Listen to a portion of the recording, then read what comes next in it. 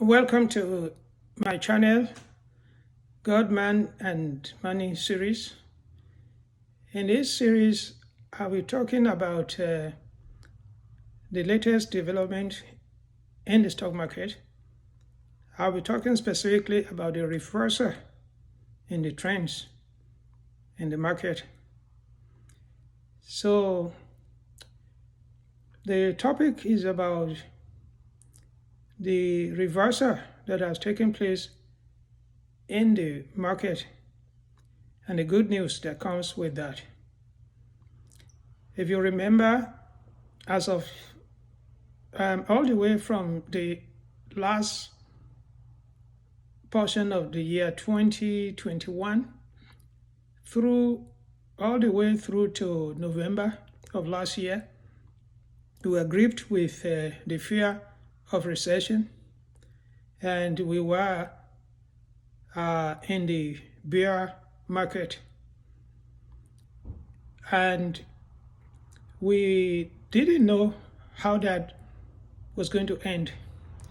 Even though we still cannot say that it has ended completely, we have had a sigh of relief, and we are more hopeful that there is probably not going to be a recession, or that it has already passed. So that's what I want to get into in this series. Let's try to enter upon this topic with a scriptural reflection, and that's going to be taken from Quran, Surah Al-Fajr, Quran chapter 89, verses 15 and 16. Although the theme here runs through into verse 21, I would limit the reciter to just the 2 or 3 verses. أعوذ بالله من الشيطان الرجيم فأما الإنسان إذا ما ابتلاه ربه فأكرمه ونعمه فيقول ربي أكرمن وأما إذا ما ابتلاه فقدر عليه رزقه فيقول ربي أهانن كلا بل لا تكرمون اليتيم. In these verses, God the Almighty says, as for mankind in general, that species, when his Lord tests him with good time, with extended livelihood, and the easy ways of obtaining his life necessities, and the means of expanding his comforts, he is proud of himself, and he says or declares, my God or my Lord has honored me.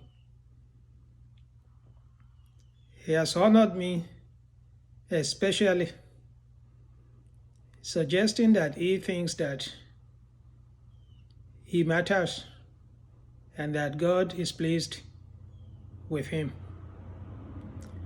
But when God tests him with bare subsistence and restricting of his means of livelihood, then he says, my Lord has dishonored me or has disgraced me. Then God says, Kalla, no, the matter is not as you think. God is not, the fact that God extends your means of livelihood is not a conclusive indication of his being pleased with you, because he does it for those whom he's pleased with and those whom he's not pleased with. So this gift of material things in itself does not constitute God being pleased with you.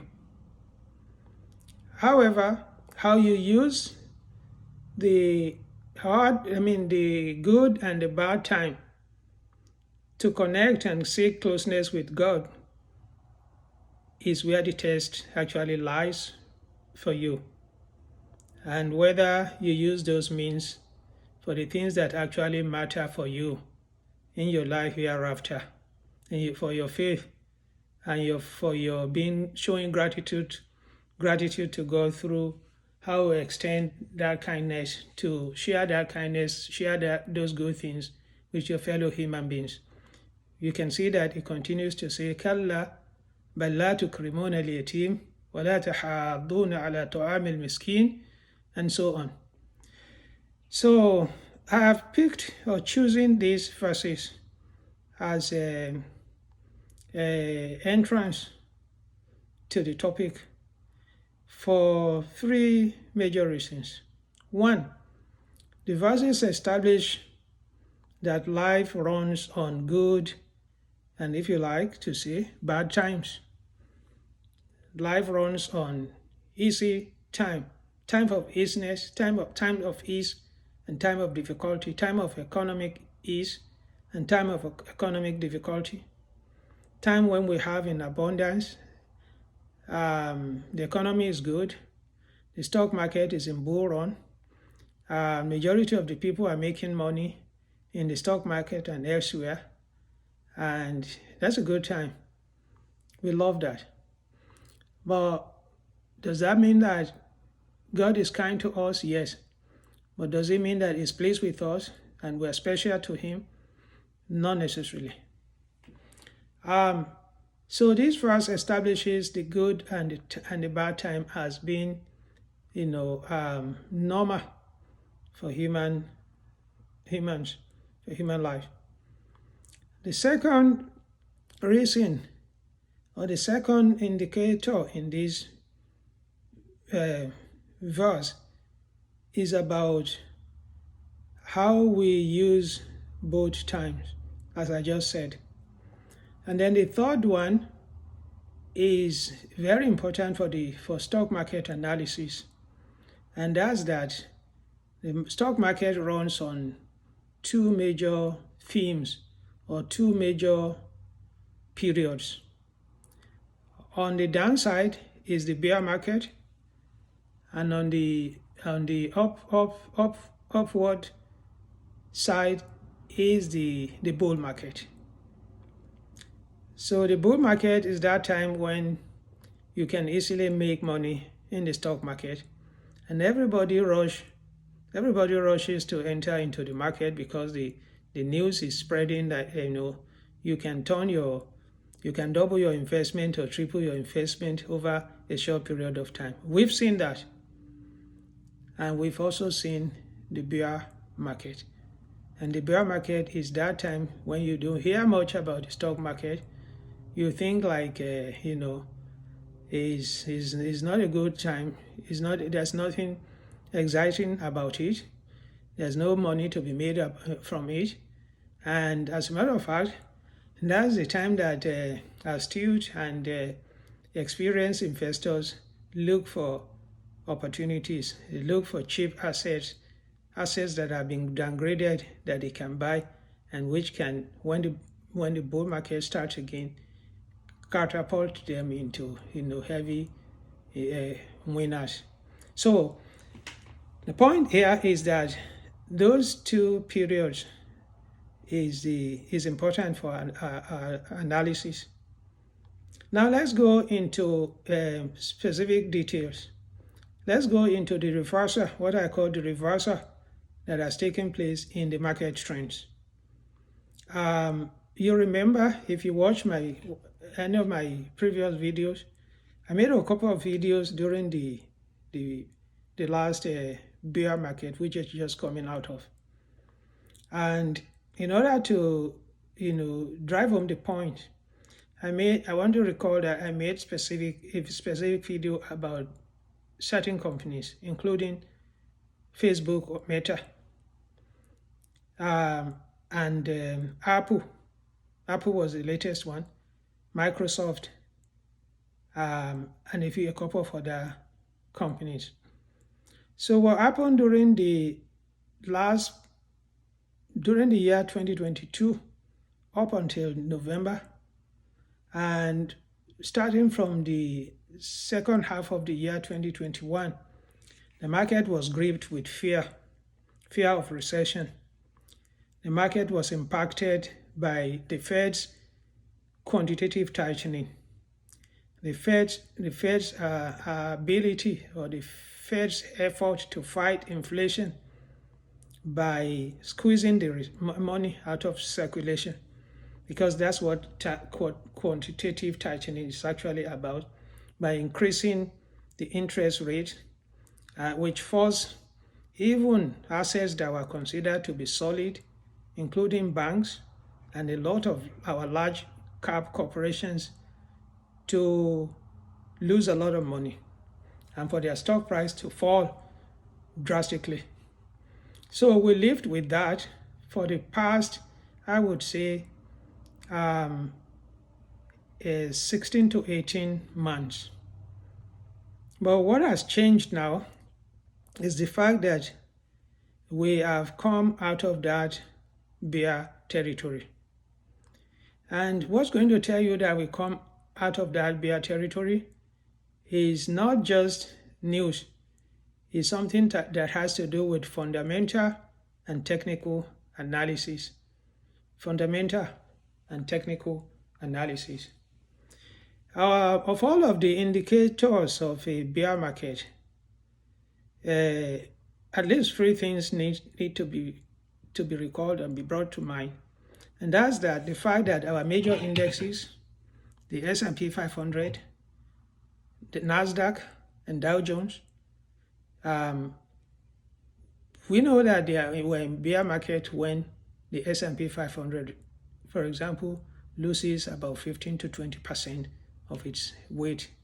And that happened in the year 2022, the middle of the year 2022, or from year 2021 through the middle of the year 2022, S&P 500 lost much.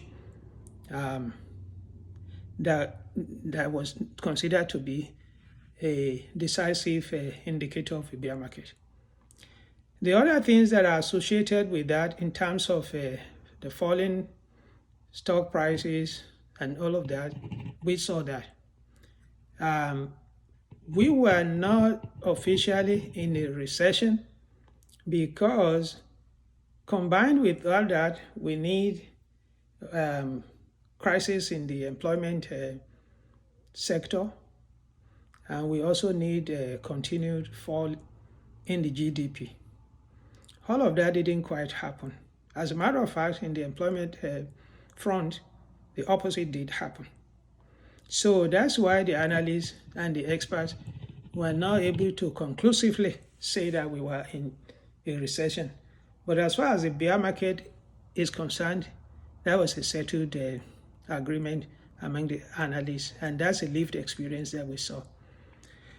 So, well, what has happened, again, I specifically, when I talk about Meta, I said that Meta is an example of what was going on then. Because Meta stock price, as well as Meta's CEO, Mr. Zuckerberg in particular, lost over about 120 to 150 billion, causing him to fall further down in the ladder of the richest people in the world. Similar thing happened to Apple in a much moderate or limited way, and a similar thing happened to Tesla and Netflix and Microsoft and Amazon, as a matter of fact. So, but what has happened now is that this is being reversed. So similarly, as we determine the bear market through technical indicators, the reverse of those indicators also is what we rely upon to determine that the bear market is probably over. So for example, starting from November of last year and through to June of this year, the S&P 500 has recovered and has actually surpassed the level at which it was before the we'll call it recession or call it bear market or call it whatever name. So early this year, around February, March, leading experts like Adam Coe, they had already started to alert us that things have begun to change, and that we are probably going to enter into a new bull market. That's what we were waiting for. That's good news for us. However, it was not a consensus among the experts. It was not a consensus because the indicators were mixed. Although the S&P 500 crossed over out of the bear zone to the bull zone, but other indicators did not support a bull run or a bull market very much. And so they became divided about those who have declared the new trend as bull market and those who are cautiously saying that it is, in fact, a bear bounce or extended bear bounce. What they mean by that is that the bearish nature or level or indications have not disappeared completely, or that it is not over, that the bears have ceased from running the show. It's just a relief, and it's not going to be long-lived, or it's not going to be continued for so. It's going to be short-lived. So but at the same time, they recognize a reversal or a change in the trend, but not to the degree of declaring that we are already in a bull market. Well, I'm not going to spend too much time about that. I'm going to zero in on how we got out of the bear market. We got out of the market as a result of, if you like, you might even limit it to one theme or one development in the market, and that's the artificial intelligence hype.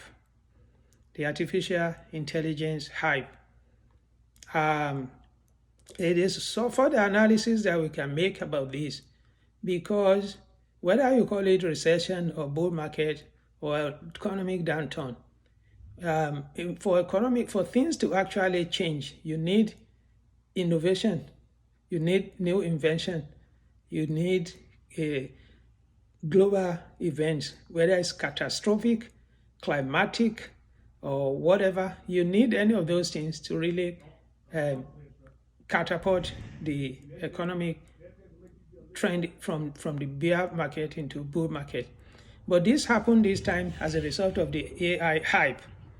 And the leading company in this respect happened to be the NVIDIA, the chip maker. I'm not going to say too much about NVIDIA, except to say that as a result of the use of artificial intelligence in the manufacturing of chips and an advanced type of chips and all kind of things like that, investors regained sentiments, positive sentiments returned to the market. Investors began pouring money into that sector, into that company, so that in less than 6 months, NVIDIA, whose stock price has dropped with over 50, 60, 70% or so, and had dropped to around 100 plus. As of the time of speaking, it has doubled, tripled, and is about to quadruple now, which means that a lot of money has been made by investors who paid attention to that, who made the right decision, made the right call at the right time. So another example that I want to provide is Meta itself and Mr. Zuckerberg. Mr. Zuckerberg's wealth or asset has increased by over 30, 40, or 50 billion from what it was at the end of last year and now. So that Meta as a company and as a stock on the stock exchange market, I saw it fall to about 100 from 200 plus from about $300 per share to about 100 and below 100. But investors like me, sometimes we complicate things, and sometimes the element of fear gets hold of us, or sometimes we just like to invest in smaller smaller companies, rather than those big, large caps that we know from our education that they are the more capable to weather this storm. Nevertheless, the opportunity is still there with Meta. The opportunity is still there with NVIDIA. The opportunity is still there with Microsoft, with Apple, because all of these large caps and big companies, they have recovered and they have reversed the trend. And that's actually has been, shown in the performance of S&P 500, because these are the big movers, and also because of a few other economic factors that are economic things that have taken place. So welcome bull market. So I'm not going to in the next series, I'll continue with this theme, and I will talk specifically about go big or go home on artificial intelligence stuff. Thank you. Bye-bye.